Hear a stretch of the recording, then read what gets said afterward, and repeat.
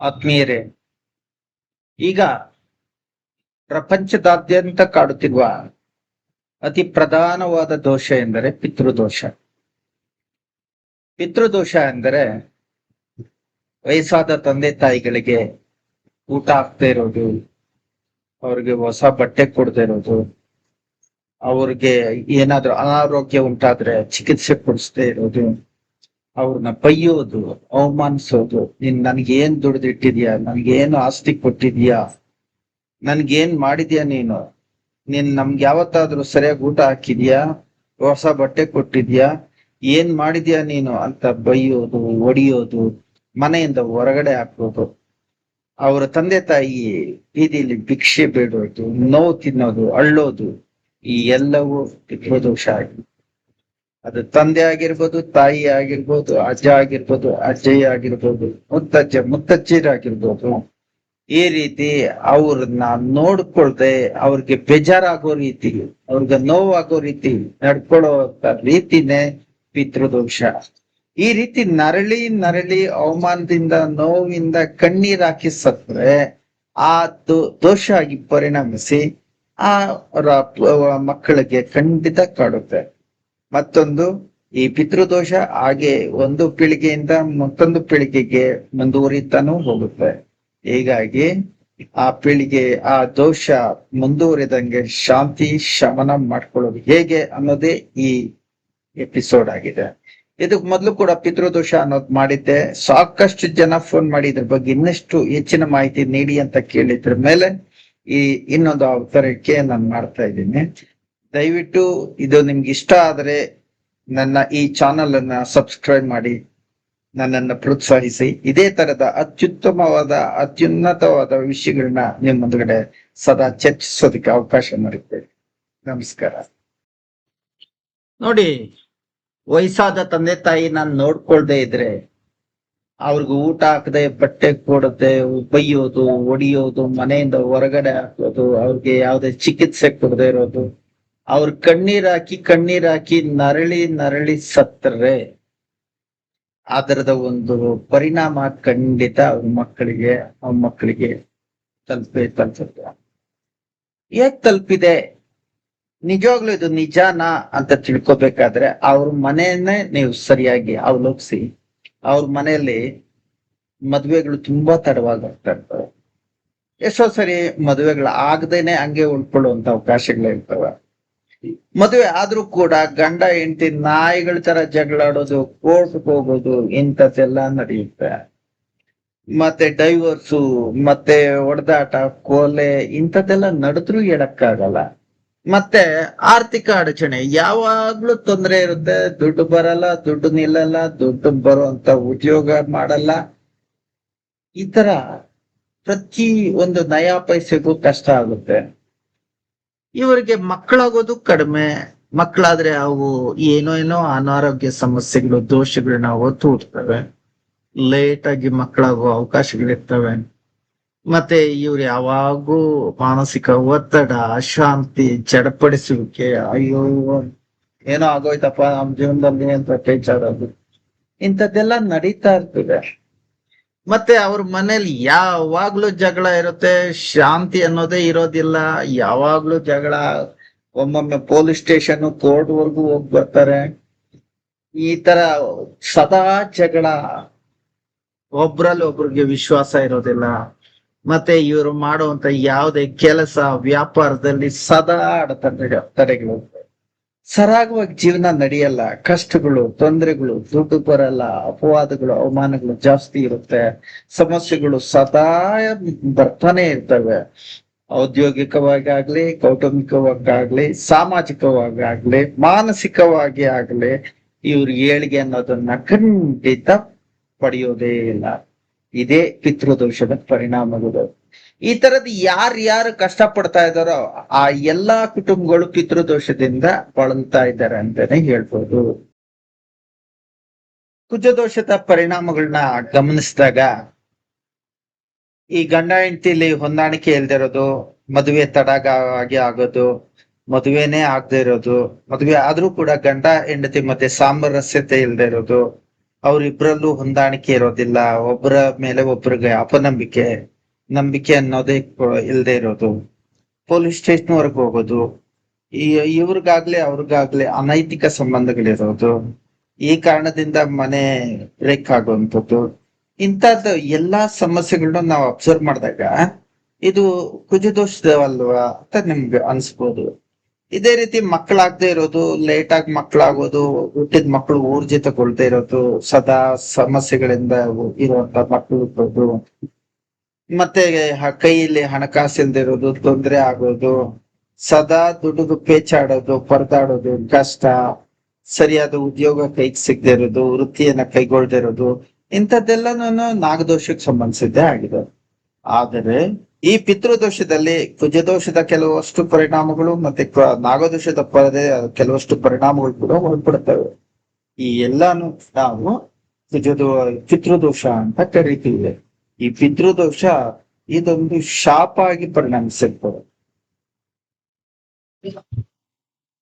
ಪಿತೃದೋಷ ಯಾವ ರೀತಿ ಉದ್ಭವಿಸುತ್ತೆ? ಪಿತೃದೋಷ ಸಂಭವಿಸಿದೆ ಅಂತ ನಾವು ಜನ್ಮ ಗುಡ್ಡಲ್ಲಿ ಮೂಲಕ ತಿಳಿದುಕೊಳ್ಬಹುದಾಗಿದೆ. ಇದರಲ್ಲಿ ಸೂರ್ಯ ರೋಗಗ್ರಸ್ತ ಮನೆಯಲ್ಲಿರ್ತಾನೆ, ಅಥವಾ ರಾಹು ಜೊತೆ ಆಗ್ಲಿ ಅಥವಾ ಕೇತು ಜೊತೆ ಆಗ್ಲಿ ಇರ್ತಾನೆ, ಅಥವಾ ರಾಹು ಕೇತು ಪಿತೃಭಾವ ಅಂದ್ರೆ ಪಿತೃದು ಮನೆ ಅಂತ ಕರೆಯುವಂತ 9ನೇ ಮನೆಯಲ್ಲಿ ರಾಹು ಅಥವಾ ಕೇತು ಇರ್ತಾರೆ, ಅಥವಾ ಲಗ್ನದ ಮೇಲೆನೆ ರಾಹು ಕೇತು ಪರಿಣಾಮ ಬೀರ್ತಾ ಇರ್ತವೆ ಅಥವಾ ಲಗ್ನದಲ್ಲಿ ಇರ್ತವೆ. ಶನಿ ಸೂರ್ಯ ಇವರಿಬ್ರು ವಿರೋಧ ಸ್ಥಾನಗಳಲ್ಲಿ ಇರ್ತಾರೆ. 9ನೇ ಮನೆ ತುಂಬಾ ವೀಕ್ ಆಗಿರುತ್ತೆ. ಈ ರೀತಿ ಕಂಡು ಬರುವ ಎಲ್ಲಾ ಜಾತಕಗಳಲ್ಲೂ ಪಿತೃದೋಷ ಖಂಡಿತ ಇರುತ್ತೆ. ನೋಡಿ, ಅವರು ಬೀಳುವಂತ ಭಾವನೆಗಳನ್ನ ನೋಡಿ ಇವ್ರಿಗೆ ಮೋಸ್ಟ್ಲಿ ಇಂಥ ದೋಷ ಇರ್ಬೋದು ಅಂತ ಗೆಸ್ ಮಾಡ್ಬೋದು. ಮತ್ತೆ ಈ ತರ ಭಾವನೆಗಳನ್ನ ಪಡ್ತಾ ಇರೋರ ಜಾತಕ ನೋಡಿದ್ರೆ 100% ಪಿತೃದೋಷ ಅನ್ನೋದು ಕಂಡು ಬರುತ್ತೆ. ಇದರಿಂದನೇ ಗೊತ್ತಾಗುತ್ತೆ ಶಾಸ್ತ್ರ ಎಷ್ಟೊಂದು ಸೂಕ್ಷ್ಮವಾಗಿದೆ, ಎಷ್ಟೊಂದು ಪರಿಣಾಮಿಕವಾಗಿದೆ.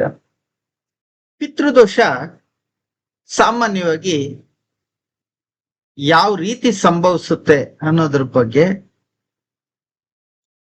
ತುಂಬಾ ಕಾರಣಗಳನ್ನ ತೋರಿಸಿದೆ. ಇದರಲ್ಲಿ ಪೂರ್ವಜರಿಗೆ ಶ್ರಾದ್ದ ಮಾಡದೇ ಇರೋದು, ಪ್ರತಿ ವರ್ಷಕ್ಕೊಮ್ಮೆ ಶ್ರಾದ್ದ ಮಾಡಬೇಕು, ಅದನ್ನ ಮಾಡದೇ ಇರೋದು, ಪಿತೃ ಆತ್ಮಗಳಿಗೆ ಶಾಂತಿ ಕೋರಿ ತೃಪ್ತಿಪಡಿಸುವುದಕ್ಕೋಸ್ಕರ ತರ್ಪಣ ಮಾಡದೇ ಇರೋದು, ಮತ್ತೆ ಪೂರ್ವಜರ ಆಸ್ತಿದಲ್ಲಿ ಅನ್ಯಾಯ ಮಾಡೋದು, ಪೂರ್ವ ಜನ್ಮದ ಪಾಪ ಕರ್ಮಗಳಿದ್ದಾವಲ್ಲ ಅದು ಮುಂದುವರ್ಕೊಂಡ್ಬರೋದು, ಮತ್ತೆ ಕಾಗೆಗಳಿಗೆ ಆಹಾರ ಆಗ್ತಾ ಇರೋದು, ಅಗ್ನಿಗೆ ಒಂದು ಭಾವನೆ ಕೊಡದೇ ಇರೋದು, ಮತ್ತೆ ಪಿಂಡದಾನ ಮಾಡದೇ ಇರೋದು, ದಾನ ಮಾಡದೇ ಇರೋದು, ಇಂಥದ್ದು ಎಲ್ಲಾ ಕಾರಣಗಳಿಂದನೂ ಪಿತೃದೋಷ ಅಂತ ಕಂಡುಬರ್ತದೆ, ಉದ್ಭವಿಸುತ್ತದೆ. ಹೀಗಾಗಿ ಈ ಎಲ್ಲಾ ಒಂದು ಯಾವ ಕಾರಣದಿಂದ ಪಿತೃದೋಷ ಬಂದಿದೆಯೋ ಆ ಕಾರಣಗಳಿಗೆಲ್ಲ ಉಪಶಮನವನ್ನು ಕಲ್ಪಿಸಿದ್ರೆ ಪಿತೃದೋಷ ಖಂಡಿತ ನಿವಾರಣೆ ಆಗುತ್ತದೆ. ಪಿತೃದೋಷನ ಪರಿಹರಿಸೋದಕ್ಕೆ ಯಾವ್ಯಾವ ದಾರಿ ಇದೆ? 1ನೇದು ತರ್ಪಣ, 2ನೇದು ಶ್ರಾದ್ದ, 3ನೇದು ಪಿಂಡದಾನ, 4ನೇದು ದಾನ, 5ನೇದು ಪೂಜೆಗಳು. ಈ 5 ರೀತಿ ಪಿತೃದೋಷದ ಉಪಶಮನವನ್ನು ಕೈಗೊಳ್ಳಬಹುದಾಗಿರುತ್ತೆ. ಸರಿ, ತರ್ಪಣ ಅಂದ್ರೆ ಏನು? ತರ್ಪಣ ಅಂದ್ರೆ ಸಾಮಾನ್ಯವಾಗಿ ಪ್ರತಿ ಅಮಾವಾಸ್ಯೆ ದಿನ ನೀರಿನಲ್ಲಿ ಹಿರಿಯರ ಆತ್ಮಗಳಿಗೆ ಶಾಂತಿ ಸಿಗ್ಲಿ ಅಂತ, ಆ ಆತ್ಮಗಳಿಗೆ ತೃಪ್ತಿ ನೀಡ್ಲಿ ಅನ್ನೋದಕ್ಕೋಸ್ಕರ ಬಿಡುವಂತ ನೀರನ್ನ ತರ್ಪಣ. ಒಂದು ತಾಮ್ರದ ಚೊಂಬಲ್ಲಿ ನೀರ್ ತಗೊಂಡು ಅದಕ್ಕೆ ಸ್ವಲ್ಪ ಕಪ್ಪು ಎಳ್ಳು ಹಾಕಿ ಅದನ್ನ ಬಲಗೈಯಲ್ಲಿ ಹಾಕಿ ಬಲಗೈಯಿಂದ ಧಾರೆ ಧಾರಿಯಾಗಿ ಬೆರಳು ಸಂದುಗಳ ಮುಖಾಂತರ ನೀರನ್ನ ಕೆಳಕ್ಕೆ ಬಿಡೋದನ್ನ ತರ್ಪಣ. ಈ ತರ ಬಿಡುತ್ತಾ ನನ್ನ ಪೂರ್ವಜರ ಎಲ್ಲ ಆತ್ಮಗಳಿಗೆ ಶಾಂತಿ ಸಿಗಲಿ, ತೃಪ್ತಿಗೊಳ್ಳಲಿ ಅಂತ ನಾವು ಕೋರ್ಕೋಬೇಕು. ಸಾಮಾನ್ಯವಾಗಿ ಮಹಾಲಯ ಅಮಾವಾಸ್ಯೆ ದಿವಸ ಇದನ್ನ ಮಾಡಿದ್ರೆ ಇನ್ನಷ್ಟು ಪರಿಣಾಮಕಾರಿಯಾಗಿರ್ತದೆ. ಹೀಗಾಗಿ ತರ್ಪಣ ಅಂದ್ರೆ ಎಳ್ಳು ನೀರನ್ನ ಬಿಡುವಂತ ಒಂದು ಪ್ರಕ್ರಿಯೆನ ತರ್ಪಣ ಅಂತಾರೆ. ಶ್ರಾದ್ದ, ಶ್ರಾದ್ದ ಅಂದ್ರೆ ಪ್ರತಿ ವರ್ಷ ಪೂರ್ವಜರ ತಿಥಿಯನ್ನ ಅಲ್ಲಿ ಶ್ರಾದ್ದ ಮಾಡಲೇಬೇಕು. ಪಂಡಿತರ ಮುಖಾಂತರನೇ ಇದನ್ನ ಮಾಡಿಸೋದು ತುಂಬಾ ಉತ್ತಮ. ಪಂಡಿತರು ಇದನ್ನ ವಿಧಿ ವಿಧಾನವಾಗಿ ಮಾಡ್ತಾರೆ. ಈ ರೀತಿ ಶ್ರಾದ್ದದ ಮೂಲಕ ಪಿತೃಗಳ ಆತ್ಮಗಳಿಗೆ ತೃಪ್ತಿಪಡಿಸ್ಬೋದಾಗಿದೆ. ಮತ್ತೆ ಪಿಂಡದಾನ, ಈ ಪಿಂಡದಾನಕ್ಕೆ ಗಂಗಾ, ಕಾಶಿ, ಗಯಾ ಮೊದಲಾದ ಸ್ಥಳಗಳು ಮೊದಲಿಂದನೂ ಪ್ರಸಿದ್ಧಿ. ಹೀಗಾಗಿ ಸಾಕಷ್ಟು ಜನ ಭಾರತದಾದ್ಯಂತ ಅಲ್ಲ, ಬೇರೆ ದೇಶದಲ್ಲಿರುವಂತ NRIಗಳು ಕೂಡ ಗಂಗಾ, ಕಾಶಿ, ಗಯಾ ಮೊದಲಾದ ಕಡೆ ಬಂದು ತನ್ನ ಪೂರ್ವಜರಿಗೆ ಪಿಂಡದಾನ ಮಾಡೋದನ್ನ ನಾವೆಲ್ಲ ಗಮನಿಸ್ತಾ ಇರ್ತೀವಿ. ಮತ್ತೆ ದಾನ, ಬಡವರಿಗೆ ಹೊಟ್ಟೆ ತುಂಬಾ ಊಟ ಹಾಕೋದು, ಹಸುಗಳಿಗೆ ಊಟ ಹಾಕೋದು, ಅದನ್ನ ತೊಳೆಯೋದು, ಅವುಗಳಿಗೆ ಅಲಂಕಾರ ಮಾಡೋದು, ಅವುಗಳಿಗೆ ನೀರು ಕುಡಿಸೋದು, ಅವಕ್ಕೊಂದು ಸೇಫ್ಟಿ ಕಲ್ಪಿಸೋದು, ಈ ತರದ್ದೆಲ್ಲ ಗೋಸೇವೆ ಆಗುತ್ತೆ. ಮತ್ತೆ ಕಾಗೆಗಳಿಗೂ ಆಹಾರ, ಕಾಗೆಗಳನ್ನ ಪಿತೃಗಳ ಒಂದು ಸಂಕೇತ ದೃಷ್ಟಿಯಿಂದ ನೋಡೋದ್ರಿಂದ ಕಾಗೆಗಳಿಗೆ ಆಹಾರ ನೀಡೋದು ತುಂಬಾ ಉಪಕಾರಿಯಾಗಿರ್ತದೆ. ಇನ್ನ ಕೊನೆಯ ಅಂಶ ಅಂದ್ರೆ ಪೂಜೆಗಳು. ನೋಡಿ, ನವಗ್ರಹ ಪೂಜೆ, ಪಿತೃಶಾಂತಿ ಹೋಮ, ಕಾಲಭೈರವ ಅಥವಾ ಶಿವ ಪೂಜೆ ಇವುಗಳನ್ನ ನೆರವೇರಿಸುವ ಮೂಲಕನ್ನು ಪಿತೃದೋಷ ನಿವಾರಣೆಗೆ ಪ್ರಯತ್ನಿಸಬಹುದಾಗಿದೆ. ಯಾರು ಈ ರೀತಿಯ ಒಂದು ಪರಿಹಾರಕ ಕ್ರಮಗಳನ್ನ ಕೈಗೊಳ್ತಾರೋ ಅವರ ಪಿತೃಗಳು ಖಂಡಿತ ಶಾಂತಗೊಳ್ತಾರೆ, ತೃಪ್ತರಾಗ್ತಾರೆ.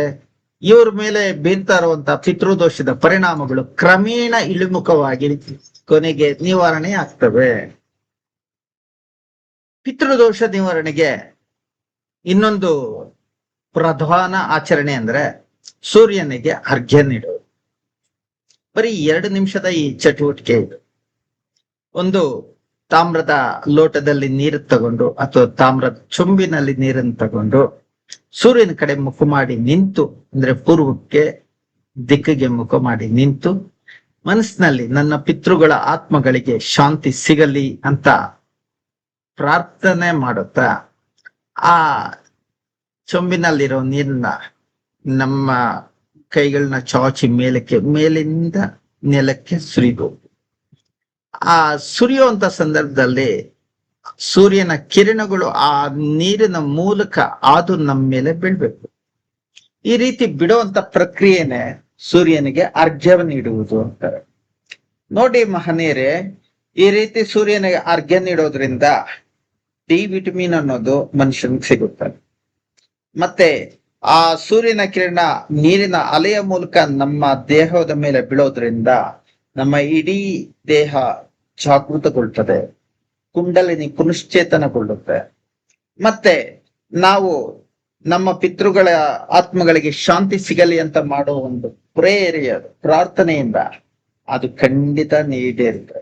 ಸಾಮಾನ್ಯವಾಗಿ ಅನೇಕರು ಪ್ರತಿನಿತ್ಯ ಬೆಳಗ್ಗೆ ಸುಮಾರು 5 ರಿಂದ 6 ಗಂಟೆ ಅಥವಾ 6 ರಿಂದ 7:30 ಈ ಸೂರ್ಯನಿಗೆ ಅರ್ಘ್ಯ ಅನ್ನೋದನ್ನ ತಪ್ಪದೇ ಬಿಡ್ತಾ ಇರ್ತಾರೆ. ಅದೊಂದು ಶಿಸ್ತಿನ ಚಟುವಟಿಕೆ ಆಗಿದೆ. ಈ ರೀತಿ ಮಾಡೋದ್ರಿಂದ ಪಿತೃಗಳು ಆತ್ಮಗಳು ಖಂಡಿತ ತೃಪ್ತಿಗೊಳ್ತವೆ ಅಂತ ಕೂಡ ಭಾವಿಸಲಾಗಿದೆ. ನೋಡಿ, ಈ ಪಿತೃದೋಷ ನಿವಾರಣೆಗೆ ನಾನು ಪ್ರಮುಖವಾಗಿ 5 ಮಂತ್ರಗಳನ್ನ ನಾನು ನಿಮ್ಗೆ ಇಲ್ಲಿ ತಿಳಿಸ್ತಾ ಇದ್ದೀನಿ. ಇವು ಪಿತೃದೋಷ ನಿವಾರಣೆಗೆ ಸಾಮಾನ್ಯವಾಗಿ ಬಳಸ್ತೇವೆ. ಇದರಲ್ಲಿ ಒಂದು ಮಾಲೆಯಲ್ಲಿ 108 ಸಲ ಹೇಳ್ಬೋದು, ಅಥವಾ ಪ್ರತಿ ಮಂತ್ರನ 21 ಸಲ ಹೇಳಿದ್ರು ಸಾಕಾಗುತ್ತೆ.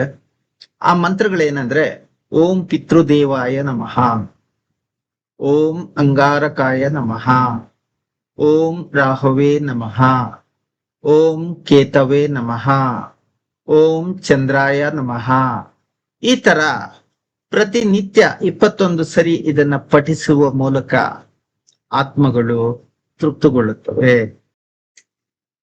ಪ್ರತಿನಿತ್ಯ ಸಾಯಂಕಾಲ 6 ಗಂಟೆಯಿಂದ 7 ಗಂಟೆ ಒಳಗೆ ಮನೆಯಲ್ಲಿ ದೀಪ ಹೊತ್ತಿಸುವುದು, ಎಣ್ಣೆ ದೀಪ ಹೊತ್ತಿಸುವುದು ತುಂಬಾ ಒಳಿತು. ಇದರ ಜೊತೆಗೆ ಹನುಮಾನ್ ಅಥವಾ ಶಿವನ ಮುಂದೆ ಓಂ ನಮಃ ಶಿವಾಯ ಅಂತ 21 ಸಲ ಜಪಿಸೋದ್ರ ಮುಖಾಂತರ ಪಿತೃದೋಷ ನಿವಾರಣೆ ಸಾಧ್ಯವಾಗುವುದು. ನೋಡಿ, ಇದು 21 ದಿವಸಗಳದ್ದು ಒಂದು ನಿಯಮ ಆಚರಣೆ ಆಗಿರುತ್ತೆ. ಈ 21 ದಿವಸ ಮಾಂಸ ಮದ್ಯ ಬಿಟ್ಬಿಡಿ, ಸುಳ್ಳು ಹೇಳೋದನ್ನ ಬಿಟ್ಬಿಡಿ, ಕೋಪ ಮಾಡ್ಕೊಳ್ಳೋದನ್ನ ಕಡಿಮೆ ಮಾಡಿ, ಬೆಳಗ್ಗೆ ತಪ್ಪದೆ ಸ್ನಾನ ಮಾಡಿ, ಮತ್ತೆ ಈ ನಾನು ಹೇಳಿರುವಂತ ಸಾಧನೆ ಮಾಡಿ. ಈ 21 ದಿನಗಳ ಕಾಲ ಮನಸ್ಸನ್ನ ತುಂಬಾ ಶಾಂತವಾಗಿ ಇಟ್ಕೊಳ್ಳಿ. ಈ ರೀತಿ ಮಾಡೋದ್ರಿಂದ, ಅದ್ರ ಜೊತೆಗೆ ನಾನು ಹೇಳುವಂತ ಈ ಪರಿಹಾರಕ ಕ್ರಮಗಳನ್ನ ಮಾಡೋದ್ರಿಂದ ಮನಸ್ಸು ತುಂಬಾ ಕಾಮ್ ಆಗುತ್ತೆ, ನಿದ್ರೆ ಇಂಪ್ರೂವ್ ಆಗುತ್ತೆ. ಬರೀ 7 ದಿನಗಳಲ್ಲಿ ಮನಸ್ಸು ಕಾಮ್ ಆಗುತ್ತೆ, ನಿದ್ರೆ ಇಂಪ್ರೂವ್ ಆಗುತ್ತೆ. 14 ದಿನಗಳೊಳಗಡೆ ಟೆನ್ಷನ್ ತುಂಬಾ ಕಡಿಮೆ ಆಗುತ್ತೆ, ಬಾಡಿ ಎನರ್ಜಿ ತುಂಬಾ ಇಂಪ್ರೂವ್ ಆಗಿರುತ್ತೆ. ಅದೇ 21 ದಿನಗಳಲ್ಲಿ ಎಲ್ಲ ಆಬ್ಸ್ಟಕಲ್ಸ್ ಸ್ಲೋ ಆಗಿ ರಿಮೂವ್ ಆಗ್ತಾ ಇರ್ತವೆ. ಲಕ್ ಸಪೋರ್ಟ್ ಅನ್ನೋದು ಶುರುವಾಗಿರುತ್ತೆ, ನಿಮ್ಮ ಅಭಿವೃದ್ಧಿ ಅನ್ನೋದು ಶುರುವಾಗಿ ಬಿಟ್ಟಿರುತ್ತೆ. ಇದೇ ಈ ಪಿತೃದೋಷ ಪರಿಹಾರಕ ಕ್ರಮಗಳಿಂದ ನೀವು ಯಾವ ರೀತಿ ನಮ್ಮ ಪ್ರಗತಿ ಅನ್ನೋದು ಕಂಡು ಬರ್ತಾ ಇದೆ ಅನ್ನೋದು ನೀವಾಗೆ ಕಂಡುಕೊಳ್ಬಹುದಾಗಿದೆ. ದೋಷಕ್ಕೆ ಮುಖ್ಯವಾದ ದೇವತೆಗಳು ಅಂದರೆ ಲಾರ್ಡ್ ಶಿವ. ಶಿವ ಬಂದು ಪಿತೃಗಳ ಅಧಿಪತಿ ಅಂತ ಕರೀತಾರೆ, ಕಂಟ್ರೋಲರ್ ಆಫ್ ಆನ್ಸೆಸ್ಟರ್ಸ್. ಎಲ್ಲ ಕರ್ಮ ಡಿಸಾಲ್ವ್ ಮಾಡುವ ಶಕ್ತಿ ಈ ಪಿತೃದೋಷದಲ್ಲಿ ಇರುತ್ತೆ. ಈ ಪಿತೃದೋಷ ಕಡಿಮೆ ಆಗ್ಬೇಕಾದ್ರೆ ನಾವು ಶಿವನ ಪೂಜೆ ಮಾಡ್ಬೇಕು, ಮನಃಶಾಂತಿ ಇಂಪ್ರೂವ್ ಆಗುತ್ತೆ, ಸಂಬಂಧಗಳು ಉತ್ತಮಗೊಳ್ತವೆ. ಹೀಗೆ ಓಂ ನಮಃ ಶಿವಾಯ ಅಂತ 108 ಸಲ ಜಪಿಸೋದು. ಸೋಮವಾರ ಶಿವಲಿಂಗಕ್ಕೆ ನೀರು ಹಾಲು ಅಭಿಷೇಕ ಮಾಡೋದು ಅತ್ಯುತ್ತಮ. ಎರಡನೇದು ಬಂದು ಕಾಲಭೈರವ. ಕಾಲಭೈರವ ಬಂದ್ಬಿಟ್ಟು ಕಾಲ ಮತ್ತೆ ಕರ್ಮ ನಿಯಂತ್ರಕ. Past life karmic blocks remove ಮಾಡ್ತಾರೆ. ಯಾವುದೇ ಕೇಸುಗಳಲ್ಲೂ ಕೂಡ ಇದು ತುಂಬಾ ಪರಿಣಾಮಕಾರಿಯಾಗಿರುತ್ತೆ. ಓಂ ಕಾಲಭೈರವಾಯ ನಮಃ ಈ ರೀತಿ 108 ಸಲ ಜಪ ಮಾಡೋದು. ಶನಿವಾರ ದೀಪ ಹೊತ್ತಿಸೋದು ತುಂಬಾ ಒಳಿತಾಗುತ್ತೆ. ಮೂರನೇ ದೇವರು ಶನಿದೇವ. ಶನಿ ಬಂದು ಕರ್ಮ ಜಡ್ಜ್ ಅಂತ, ಆನ್ಸೆಸ್ಟ್ರಲ್ ಕರ್ಮ ಆಕ್ಟಿವೇಟ್ ಮಾಡುವಂತ ಗ್ರಹ ಆಗಿರುತ್ತೆ. ಇದು ಪ್ರತಿಯೊಂದು ಫಲನ ತುಂಬಾ ತಡ ಮಾಡೋದು ಇಂಥದ್ದೆಲ್ಲ ಆಗ್ತಾ ಇರ್ತದೆ. ಅದೆಲ್ಲ ವಿಳಂಬ ಆಗಿ ನಮಗೆ ನ್ಯಾಯ ಸಿಗಂತ ಮಾಡೋದಕ್ಕೋಸ್ಕರ ಶನಿದೇವರ ಒಂದು ಪೂಜೆ ಮಾಡೋದು, ಶನಿವಾರ ಕಪ್ಪು ಎಳ್ಳನ್ನ ದಾನ ಮಾಡೋದು ಅತಿ ಉತ್ತಮ. ಓಂ ಶಂ ಶನೈಶ್ಚರಾಯ ಈ ರೀತಿ 108 ಸಲ ಜಪಿಸೋದು ತುಂಬಾ ಉತ್ತಮ. ಮತ್ತೆ ಈ ಪಿತೃದೋಷಗಳಲ್ಲಿ ನಾಗದೇವತೆ ಕೂಡ ಪ್ರಮುಖವಾದ ಪಾತ್ರವನ್ನು ವಹಿಸ್ತಾರೆ. ಆ ರಾಹು ಕೇತು ಬಂದ್ಬಿಟ್ಟು ನಾಗಶಕ್ತಿ. ಪಿತೃದೋಷಕ್ಕೆ ಡೈರೆಕ್ಟ್ ಲಿಂಕ್ ಇರೋದು ನಾಗದೇವತೆಗಳು. ಇವರು ಫ್ಯಾಮಿಲಿ ಕರ್ಮ ಬ್ಯಾಲೆನ್ಸ್ ಮಾಡ್ತಾರೆ, ರಿಲೇಶನ್ಶಿಪ್ ಇಂಪ್ರೂವ್ಮೆಂಟ್ ಮಾಡ್ತಾರೆ. ಈ ನಾಗ ಪಂಚಮಿ ದಿವಸ ಹಾಲು ಅರ್ಪಣೆ ಮಾಡೋದು ತುಂಬಾ ಒಳ್ಳೇದು. ಮತ್ತೆ ಈ ನಾಗ ಮಂತ್ರಗಳನ್ನ ಜಪಿಸೋದು, ರಾಹುಕೇತು ಮಂತ್ರಗಳನ್ನ ಜಪಿಸೋದು ತುಂಬಾ ಒಳ್ಳೆದಾಗುತ್ತೆ. ಕೊನೆಯದಾಗಿ ಸೂರ್ಯದೇವ. ಸೂರ್ಯ ಅಂದ್ರೆ ತಂದೆ, ಇದನ್ನ ಪಿತೃಕಾರಕ ಅಂತ ಕರೀತಾರೆ. ಇದು ಯಾವಾಗ ಸ್ಟ್ರಾಂಗ್ ಆಗಿ ಮಾಡ್ಬೇಕೋ ಆಗ ಡೈಲಿ ಸೂರ್ಯನಿಗೆ ಅರ್ಘ್ಯ ನೀಡೋದು, ಓಂ ಸೂರ್ಯಾಯ ನಮಃ ಅಂತ ಹೇಳೋದು ತುಂಬಾ ಉತ್ತಮ. ಇದ್ರ ಜೊತೆಗೆ ಪಿತೃ ದೇವತೆಗಳೇ ಇರ್ತಾರೆ, ಆನ್ಸೆಸ್ಟರ್ಸ್ ದಿಮ್ಸೆಲ್ವ್ಸ್, ಅವರೇ ದೇವರುಗಳು. ಅವ್ರಿಗೆ ನೇರವಾಗಿ ನೀವು ನಿಮ್ಮ ಅಪ್ಪ ಅಮ್ಮ ತಾತ ಅಜ್ಜಿ ಅಜ್ಜ, ಈ ಪಿತೃದೋಷ ಒಮ್ಮೆ ಆಗಿ ಮುಗಿಯುವಂತ ವಿಷಯ ಅಲ್ಲ. ಇದು ಒಂದು ಪೀಳಿಗೆಯಿಂದ ಇನ್ನೊಂದು ಪೀಳಿಗೆಗೆ ಸಾಗುತ್ತಾ ಹೋಗುವ ಒಂದು ಪ್ಯಾಟರ್ನ್ ಆಗಿ. ಇದನ್ನ 3 ಲೆವೆಲ್ಗಳಲ್ಲಿ ನಾವು ಅರ್ಥ ಮಾಡ್ಕೋಬಹುದಾಗಿದೆ. ಒಂದು ಪ್ಯಾಟರ್ನ್, ಫ್ಯಾಮಿಲಿ ಪ್ಯಾಟರ್ನ್ ಅಂದ್ರೆ ತಾತನ ಕಾಲದಲ್ಲಿ ಜಗಳ ಆಗಿ ಅದು ಹಾಗೆಯೇ ಮುಂದುವರೆದಿರೋದು, ತಂದೆಯ ಜೀವನದಲ್ಲಿ ಅದೇ ಜಗಳ, ನಮ್ಮ ಜೀವನದಲ್ಲೂ ಅದೇ ಜಗಳ ರಿಪೀಟ್ ಆಗ್ತಾ ಬರೋದು. ಇದು ಕುಟುಂಬದಲ್ಲಿ ಅನ್ರಿಸಾಲ್ವ್ಡ್ ಇಶ್ಯೂ ಅಂತ ಪರಿಗಣಿಸ್ತಾರೆ. ತಪ್ಪಾದ ನಿರ್ಧಾರಗಳು, ಇಂಥ ಪ್ರಾಬ್ಲಮ್ಗಳು ಒಂದು ಜನರೇಷನ್ ಇಂದ ಇನ್ನೊಂದು ಜನರೇಷನ್ಗೆ ಪಾಸ್ ಆಗ್ತಾ ಹೋಗುತ್ತೆ. ಎರಡನೇದು ಕರ್ಮದ ಬ್ಯಾಲೆನ್ಸ್. ನಮ್ಮ ಪೂರ್ವಜರು ಮಾಡಿರುವಂತ ಅನ್ಯಾಯಗಳು, ಅವರು ಕೊಟ್ಟಂತ ನೋವುಗಳು, ಅವ್ರ ಮೇಲೆ ಬಿದ್ದಂತ ಶಾಪಗಳು, ಇವೆಲ್ಲ ಅವರು ಅನುಭವಿಸಿರ್ತಾರೆ, ಅವರ ನಂತರದ ಉತ್ತರಾಧಿಕಾರಿಗಳು ಖಂಡಿತ ಅನುಭವಿಸ್ತಾರೆ. ಹೀಗೆ ವಂಶದಿಂದ ವಂಶಕ್ಕೆ, ಪೀಳಿಗೆಯಿಂದ ಪೀಳಿಗೆಗೆ ಈ ಕರ್ಮದ ಬ್ಯಾಲೆನ್ಸ್ ಹೋಗ್ತಾ ಇರ್ತದೆ. ಅದಕ್ಕೆ ಯಾರಿಗೂ ನೋವು ಕೊಡಬಾರ್ದು, ಯಾರ್ದೇ ಅನ್ಯಾಯ ಮಾಡಬಾರ್ದು, ಯಾರ್ದೇ ಯಾವುದೇ ವಸ್ತುನ ಕಿತ್ಕೋಬಾರ್ದು. ಅವ್ರ ಶಾಪ ನಿಮ್ ತಟ್ಟದೇ ಇರೋದಿಲ್ಲ. ಈ ತರ ಯಾವಾಗ ಶಾಪ ಅನ್ನೋದು ಬಿದ್ದಿರುತ್ತೋ, ವಯಸ್ಸಾಗಿ ಸತ್ತೋದ್ರು ಅವರ ಮುಂದಿನ ಪೀಳಿಗೆಗೆ ಅದು ತಗಲ್ತಾನೆ ಇರುತ್ತೆ. ಇದನ್ನ ಕರ್ಮದ ಬ್ಯಾಲೆನ್ಸ್ ಅಂತ ಕರೀತಾರೆ. ಇದು ಒಂದು ಪೀಳಿಗೆಯಿಂದ ಇನ್ನೊಂದು ಪೀಳಿಗೆಗೆ ಮುಂದುವರಿತಾನೆ ಇರ್ತದೆ. ಮೂರನೇದು ಮನಸ್ಸಿನ ಪ್ರಭಾವ, ಸೈಕಲಾಜಿಕಲ್ ಕ್ಯಾರಿ ಓವರ್.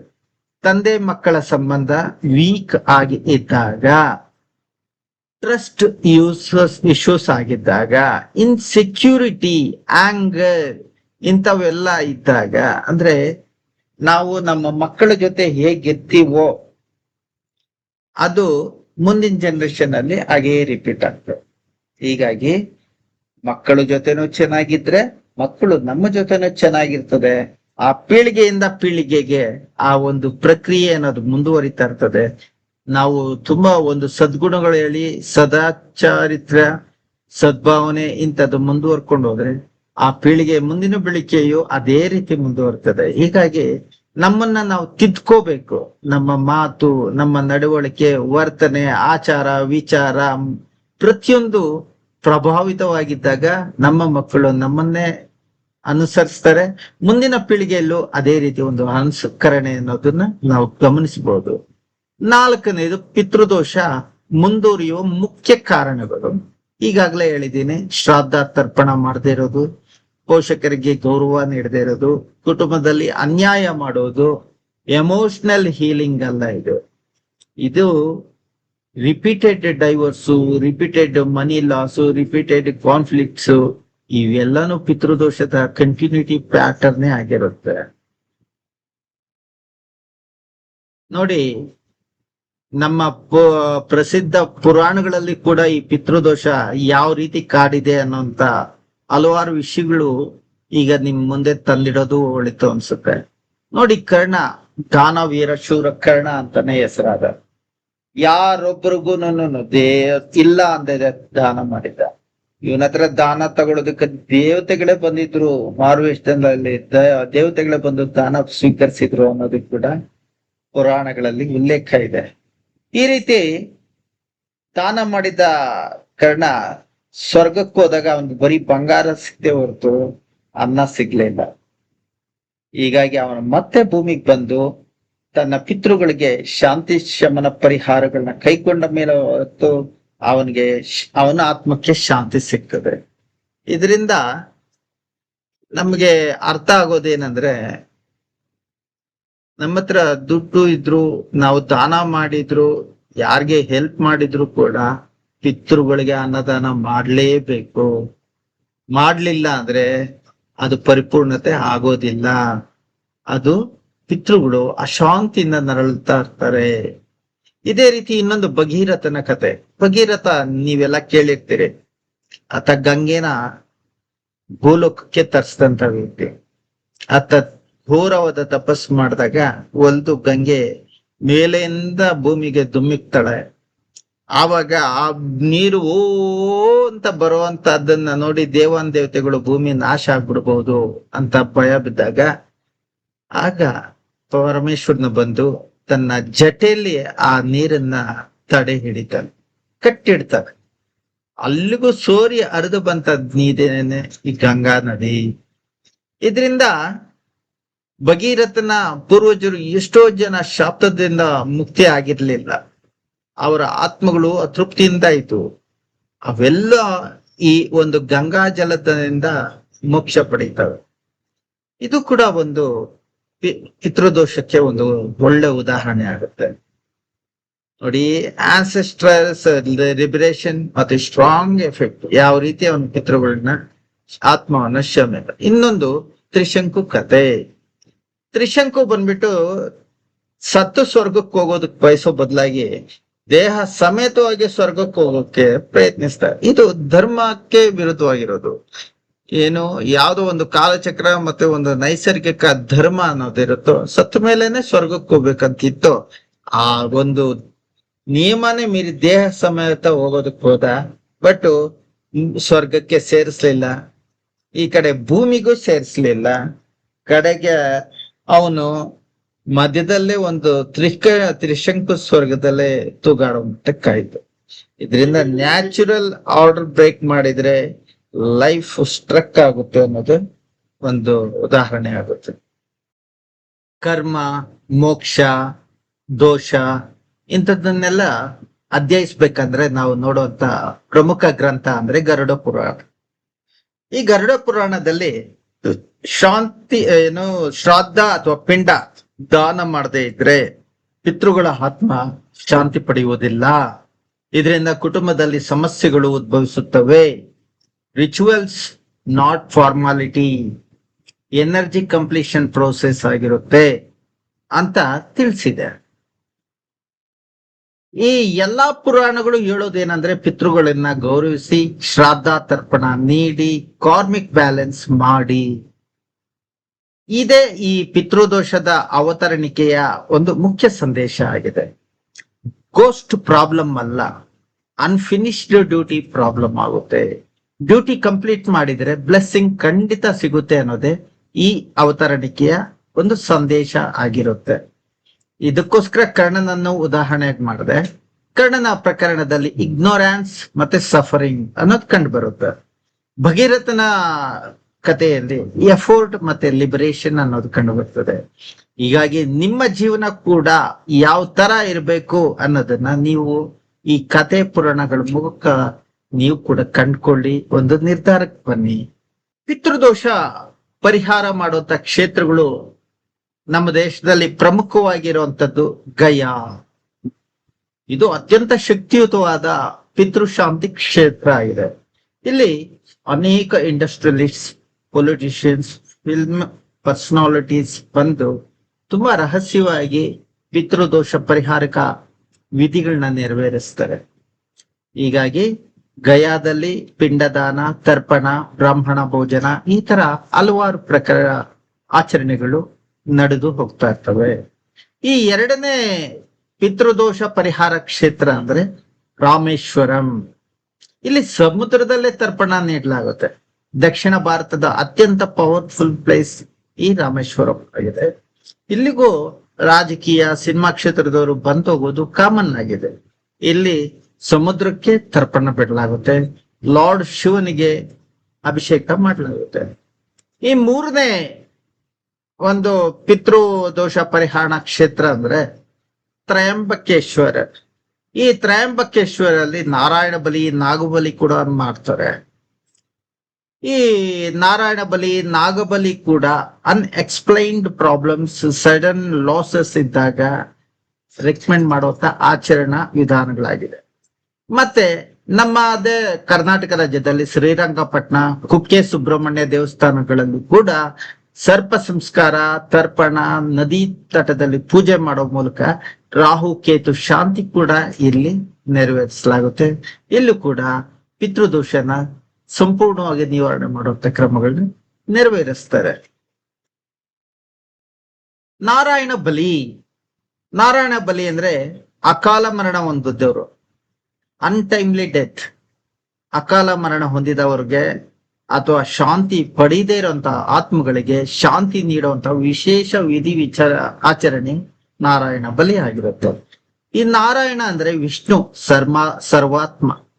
ಬಲಿ ಅಂದ್ರೆ ಸಮರ್ಪಣೆ, ಆಫರಿಂಗ್.